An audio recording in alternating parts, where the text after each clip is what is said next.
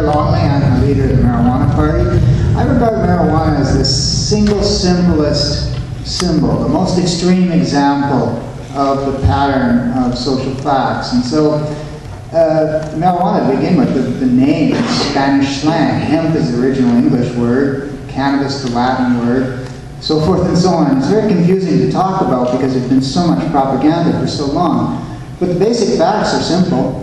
Pot is the single best plant on the planet for people. It has the highest quality protein in its seeds. It's a good seed-bearing plant, good quality oil for nutrition. In fact, it's one of the few plants that can actually survive eating nothing but it.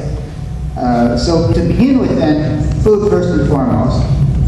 Then of course, it's a high quality fiber, a source of biomass, and you know, medicine. A lot of people need it to survive. If you put all the properties of the plant together, there's no other plant that's better for people. It is as close to the tree of life as you can get. Now, then this raises lots of questions as to why it's criminal. And I hope later on I'll give away this. It's got a chronology of the major events that happened and, you know, my song and dance about this. But basically, what I try and explain here is what I call the bizarro mirror world funhouse. That society is actually controlled by the people who are the best at being dishonest. So everything's backwards.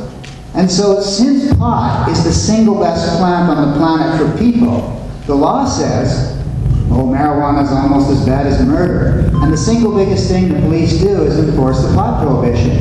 And actually this election has a lot to do with that because Harper was in contempt of Parliament because he didn't want to reveal how much his fascist police programs would cost. That's one of the reasons he was found in contempt. Because, you know, the war on drugs is 75% against marijuana.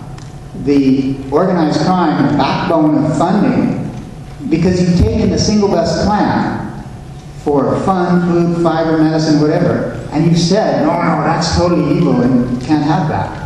And by putting that pressure on the best plan, they've created this psychotic situation. And, you know, pot prohibition's headed towards a psychotic breakdown because it's nothing but huge lies backed up with violence, decade after decade, willful blindness. You know, it's very surreal. You know, all the official government studies like the Schaefer Report in the United States, the Dane Report in the 1970s, then later the Nolan Report here in Canada in 2002. It's not hard to find out the facts. Everything I'm saying you can prove. But the big picture is that the government of Canada is actually controlled by the international banksters, and they profit from every evil thing they can possibly do. So the international banksters are controlling the government by controlling the money supply. Follow the money to the source. They are the main funders of the politics. The elections, a puppet show, red puppet, blue puppet, good cop, bad cop, so forth. You don't get any popping of the bubble that the voters are in. They're in this information bubble. They've been lied to their whole life. And, you know, the alternatives, they try and make sure that we have no ability to pop that bubble so that the people who vote can watch the TV and not know anything and except, you know, what they've been shown. And it's mostly lies by omission. So, you know, I don't know how much of my time. Anybody got a track of my 5 minutes? I don't know if I'm running out of time quick. But the bottom... Huh? Okay, the bottom line is that the problem, marijuana is almost a mainstream issue now, right? Like often success for a small party is when a big party steals your ideas. And so, you know, marijuana is almost a mainstream issue. But the problem with saying legalize, tax, and regulate is that the monetary and taxation system is almost inconceivably crazy and corrupt. As the Canadian Action Party, you know, it's one of their pillars, the fiat money system, privatized money as debt. It's inconceivably crazy that the people of Canada have given away the power to make money out of nothing to private banks that then lend us back to us as interest, and then they buy up control of all the corporations. And it's that system that criminalized cannabis and wants to criminalize it more. And so, you know, we're in general alliance with everybody who wants to resist that runaway fascist plutocracy.